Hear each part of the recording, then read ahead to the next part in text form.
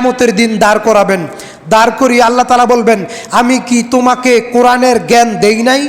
সে বলবে, জি ইয়া আমার রব, হে আমার প্রতিপালক, আপনি আমাকে কোরআনের জ্ঞান দিয়েছেন। আমি কি তোমাকে সঠিক বিবেক বুদ্ধি দেই নাই? জি দিয়েছেন। আমি কি তোমাকে আমল করার মতো সময় সুযোগ দেই নাই? জি দিয়েছেন। তুমি কি আমাকে সন্তুষ্ট করার জন্যে দ্বীনের জ্ঞান অর্জন করেছিলে? নাকি মানুষ তোমাকে বড় আলেম বলবে, তোমাকে বড় শায়েখ বলবে, তোমাকে বড় মুফতি বলবে, তোমাকে ভাইরাল বক্তা বলবে? তুমি কি আমাকে সন্তুষ্ট করার জন্য কোরআনের জ্ঞান অর্জন করেছিলে, নাকি মানুষের বাহাবা, মানুষের ভালোবাসা, জনপ্রিয়তা পাওয়ার জন্য কোরআনের জ্ঞান অর্জন করেছিলে? তখন সে বলবে, মানুষের ভালোবাসা পাওয়ার জন্যে।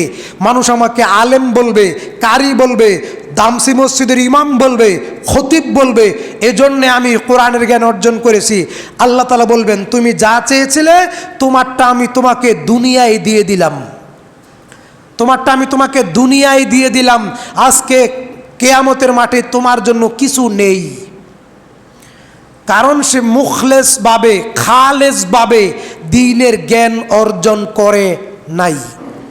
তার জন্য ওই আলেম মুফতির কারির জন্য, শায়েকের জন্য পরকালে কিছু নেই। তার জন্য জাহান্নাম। তার জন্য কি?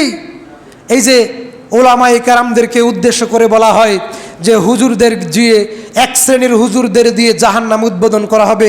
এটা হচ্ছে তিরমিজির 2386 নম্বর হাদিস।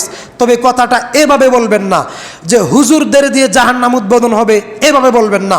এইভাবে বললে সমস্ত হুজুরের ভিতরে চলে আসে। বলবেন এক শ্রেণীর হুজুর, এক শ্রেণীর আলেম। কথা বুঝতে পারছেন? এক শ্রেণীর আলেম দিয়ে আল্লাহ তাআলা জাহান্নামকে উদ্বোধন করবেন।